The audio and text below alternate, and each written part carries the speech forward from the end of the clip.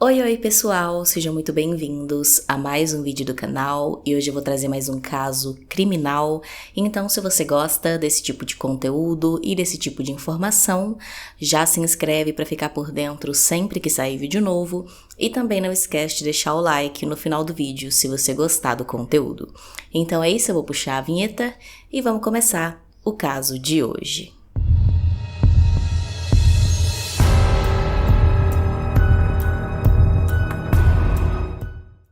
Sarah Evelyn Pine tinha 8 anos na época do caso e vivia com seus pais Michael e Sarah e seus 3 irmãos, Lee, de 13 anos, Luke, de 11 anos e Charlotte, de 6 anos, em Surrey, na Inglaterra. A Sarah foi descrita como uma menina muito animada, brincalhona e carinhosa. Ela tinha uma imaginação muito fértil, adorava tudo relacionado a princesas, era muito próxima e carinhosa com a sua família. Ela adorava ali escrever bilhetes carinhosos para sua mãe e para o seu pai, demonstrando todo o amor que ela tinha por eles. E também era uma menina bastante tímida com quem ela não conhecia. No verão de 2000, toda a família resolveu ir passar uns dias ali na casa dos avós da Sarah, Brian e Elizabeth Williams, em West Sussex. Os avós tinham ali uma casa de praia, então eles sempre tinham o costume de viajar para lá, passar as férias, passar alguns dias se divertindo. Então eles chegaram lá no dia 1º de julho de 2000 e toda a família se reuniu para jantar. E logo em seguida, os adultos ali, os pais e avós da Sarah, resolveram sair para fazer uma caminhada pela praia, enquanto as crianças ficaram brincando de esconde-esconde num terreno ali próximo. A vizinhança ali era uma vizinhança bem tranquila e segura, nada nunca tinha acontecido ali, nenhum crime ou algo perigoso. Como eu disse, a família também já tinha o costume de viajar sempre para lá, então todos estavam super tranquilos e à vontade ali, até que durante a brincadeira das crianças, a Sarah acabou caindo e machucou a cabeça. Com isso, então, ela decidiu que não queria mais brincar e que queria voltar para casa, então ela saiu caminhando sozinha pela estrada em direção à casa dos avós. Nesse momento, os seus irmãos ficaram até bravos com ela, dizendo que nem tinha sido nada demais, que ela estava só fazendo drama ali, por conta do machucado na cabeça. Mas mesmo assim, o irmão mais velho, o Lee, de 13 anos, resolveu sair e ir atrás da Sarah, ver como ela estava, porque como ele era o mais velho, ele já tinha aí, um pouco de senso de responsabilidade com os seus irmãos. Depois que ele saiu, então, caminhando atrás da Sarah e ele fez ali a curva na estrada, ele viu uma van branca e um homem de barba longa, cabelos brancos e com uma aparência de quem não se cuidava há bastante tempo. O homem era um desconhecido, o Lee não sabia quem ele era, nunca tinha visto ele antes. O homem estava ali do lado dessa van branca, então ele olhou para o Lee, acenou e sorriu, então voltou para a van e foi embora. Depois disso, um pouco assustado, o Lee continuou caminhando e foi, para a casa ali dos avós em busca da Sarah.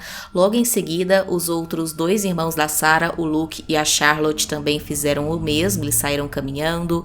Logo alcançaram o Lee e eles voltaram juntos para casa, porém chegando lá eles perceberam que a Sarah ainda não tinha aparecido. Depois de poucos minutos, os adultos também chegaram na casa, os pais e avós das crianças.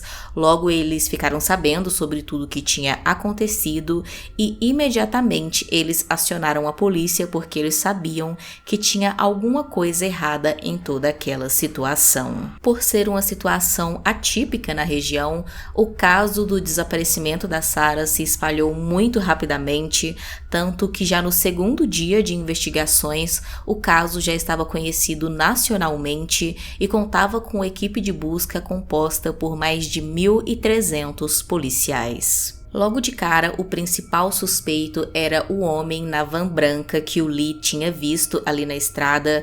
Isso porque tudo aconteceu muito rapidamente. A Sarah saiu caminhando, fez a curva na estrada, o Lee já saiu andando atrás dela. No momento que ele fez a curva também, ele viu aí esse homem da van branca e já não viu mais a sua irmã.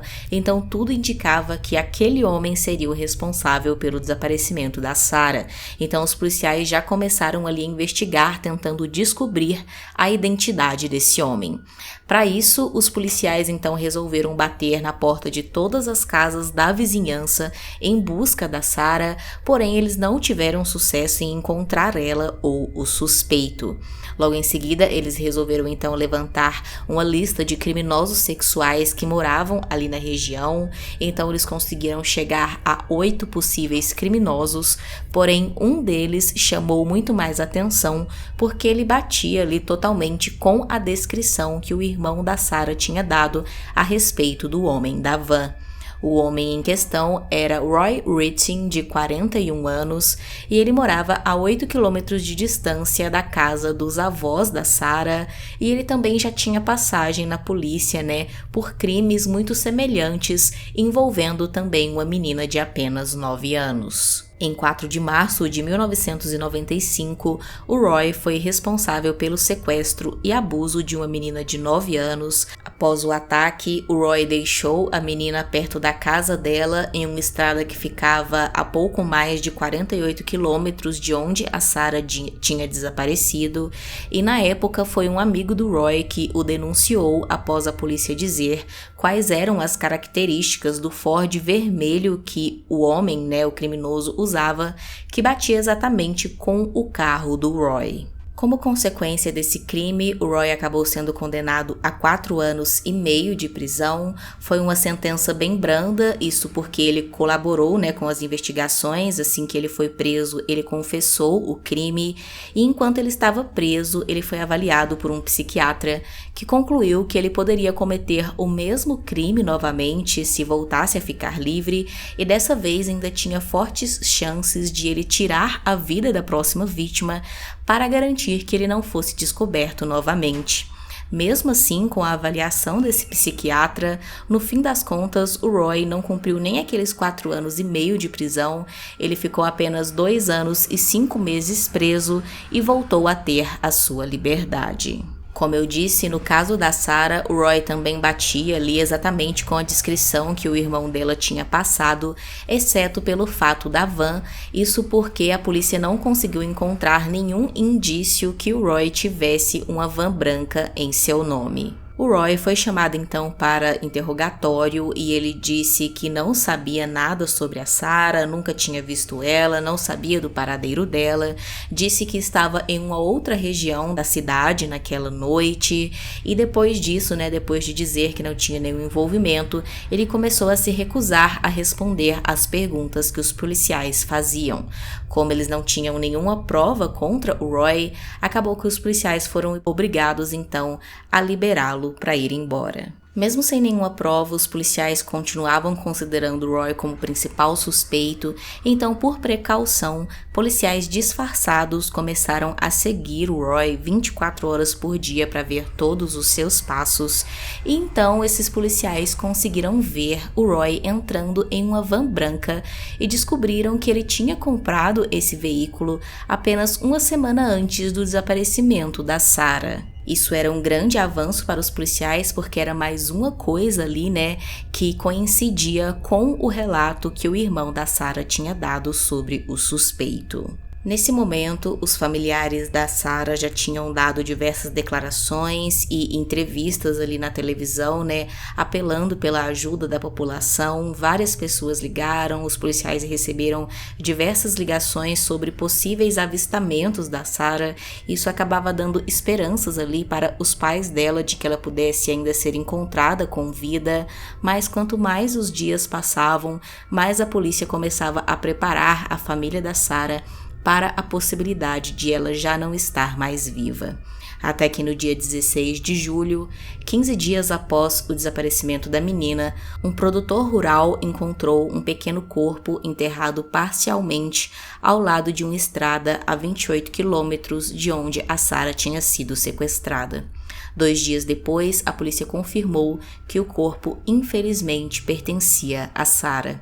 Ela foi encontrada sem roupa e com sinais de estrangulamento e violência sexual. A autópsia constatou que a morte tinha sido violenta e a Sarah teve a maior parte do seu cabelo arrancado.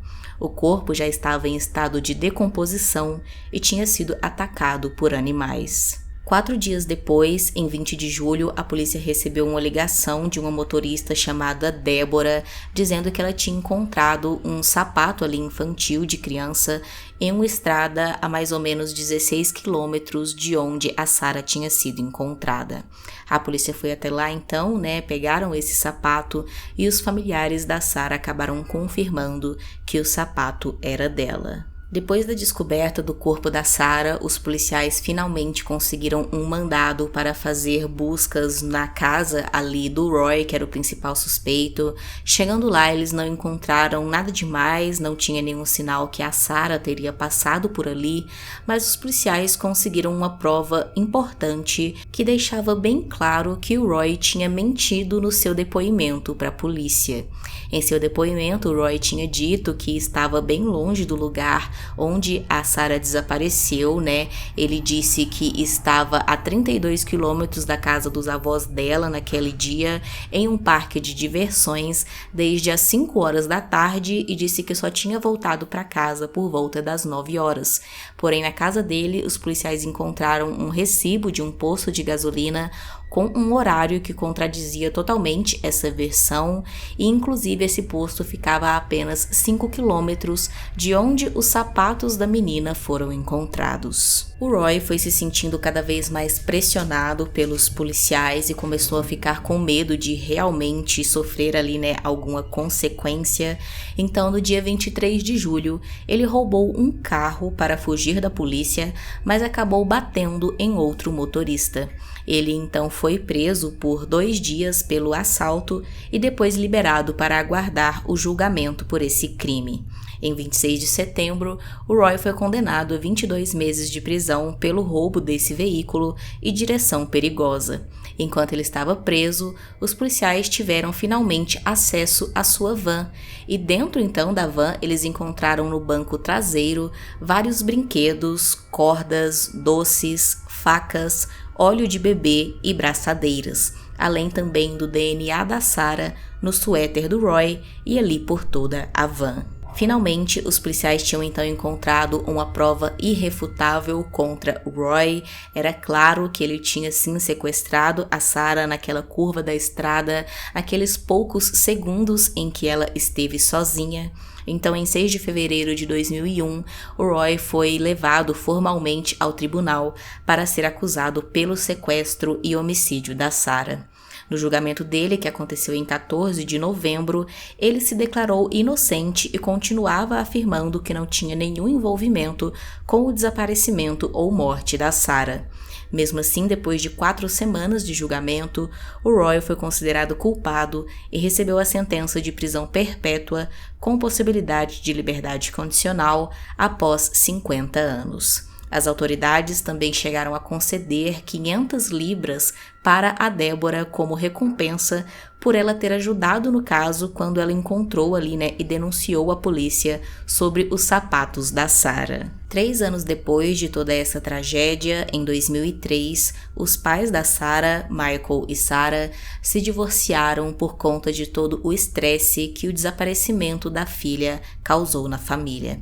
O Michael entrou em uma forte depressão depois de tudo isso e alcoolismo, e pouco tempo depois, a Sarah deu à luz a mais uma menina. Em 2004, ela escreveu um livro que detalhava a morte de sua filha e as consequências que enfrentou por isso. Em 2010, o tempo mínimo que o Roy deveria ficar preso antes de solicitar a liberdade condicional foi diminuído de 50 para 40 anos. Em dezembro de 2011, o Michael, pai da Sarah, foi preso por 16 meses por agredir o seu irmão com um copo enquanto estava bêbado. 3 anos depois, em 2014, o Michael foi encontrado morto em seu apartamento aos 45 anos por causas naturais. Há quem acredite que a tristeza tomou conta completamente do Michael depois da morte de sua filha. Ele acabou entrando naquela depressão e alcoolismo, e tudo isso levou ele a perder a vida precocemente com apenas 45 anos. Deixa aqui nos comentários qual a sua opinião sobre esse caso, se você já conhecia e se não, se achou interessante conhecer. Também deixa aqui usando a hashtag sugestão um caso que você conhece e acha que seria interessante eu trazer para o canal. Se inscreve se ainda não for inscrito, deixa o like e é isso, até o próximo vídeo.